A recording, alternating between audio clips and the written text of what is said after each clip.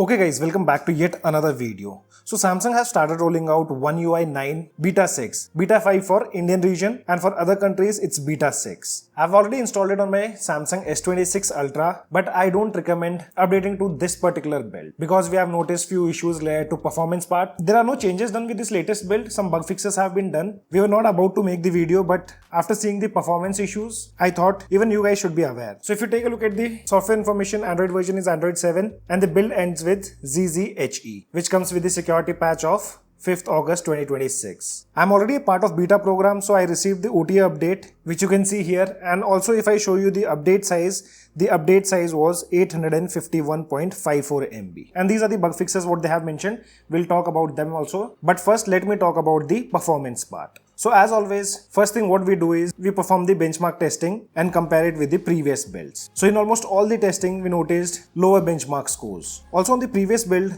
the device used to feel a lot smoother, but on this build, I personally noticed slight jitters here and there while using the device. In terms of smoothness wise also, I'll say it's not as good as the previous one. So about the benchmark scores, here you can see the benchmark scores before and after. On Beta 5, which was Beta 4 for Indian region, there you can see the multi-core scores had crossed 11,000. But here they are at 10,900. The last build was one of the best build I had ever used on my Samsung S26 Ultra. And even if you see, single core scores are also slightly lower. Talking about Antutu benchmark application on this latest build, the device have scored 34,98,000. On the previous build, scores were 38,43,000. A huge difference with the Antutu benchmark application. Also, when it comes to wildlife extreme stress test, on this latest build, the stability scores are 58.9. On the previous build, those were 69.2. So again, lower scores on this latest build. Also, before starting all these tests, we charged the device to 100%. And with just 3 tests, the battery percentage have dropped to 79%, draining somewhere around 21% of battery, which I feel is slightly on the higher side. But I'm not saying that battery backup would be bad. The actual battery backup we'll get to know after using the device for at least 2-3 days. Or you consider charging the device twice or thrice. Previous update we forgot to mention about this new add-on of warranty and care. So Samsung have added a new option here in the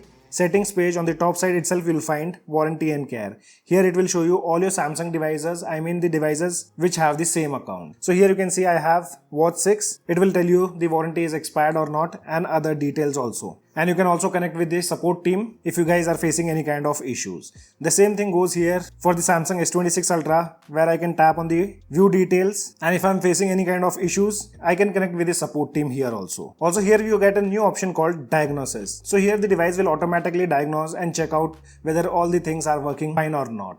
You have somewhere around 22 tests. Depending on the test, it might also ask you to allow necessary permissions. And once the test is completed, you'll get to know what all things are working fine and what all things have an issue. These are the tests which include sensor, camera, location, Wi-Fi, Bluetooth, proximity, fingerprint and more. Now let's talk about the bug fixes. So the first one, it says improved display error of now brief widget. So I do have before and after screenshots. I mean I had clicked the screenshots before updating the device. So here you can see I've added all the 3 widgets of now brief. And personally, never had any kind of issues with them also. Here you can see after the update and these are before the update. Then they have improved the display error of home screen. Again, I never faced any kind of issues. After that, improved issue where display error occurs from the camera widget in specific paths. So here also, I personally never had any kind of issues with the camera widgets. And the last bug which they have mentioned, which is related to improved issue where the image are saved differently at specific focal length when shooting with expert RAW 24 MP. So here I do have the photos and I'll show you all the details. Like here you can see this was 5x, and if you take a look at the focal length, that's also correct, which is 115 mm. Let me click a photo now and show you guys. So this is the photo which we clicked right now. Here also focal length is 115 mm. It doesn't matter if you click photos with ultra wide or any other focal length. This was the photo which we clicked using the ultra wide, and you can see the focal length which is 13 mm. So we personally had no issues at all. So guys, as I told you guys, avoid this latest build of One UI 9 on your Samsung S26 series. Though I'll still use the device as my primary phone and keep you guys posted if I find anything new or if I find any bugs. Meanwhile, if you guys have any kind of questions, you can let me know in the comment section below. This is your friend Ashok signing out. See you guys in the next video.